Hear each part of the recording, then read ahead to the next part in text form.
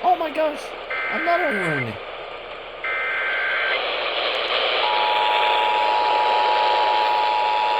The National Weather Service in Shreveport has issued a severe thunderstorm warning for central Claiborne Parish in northwestern Louisiana until 8 p.m. Central Daylight Time.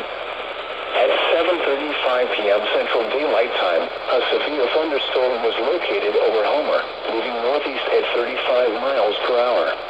Hazard: golf ball size hail and 60 miles per hour wind gusts.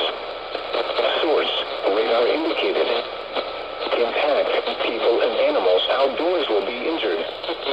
Expect hail damage to roofs, siding, windows, and vehicles.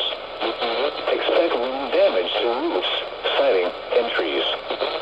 Locations impacted include Homer, Lisbon, Lake Claiborne, Spring Lake, Antioch, and Holly Springs. Anyone outdoors should move to shelter inside a well-built structure and stay away from wind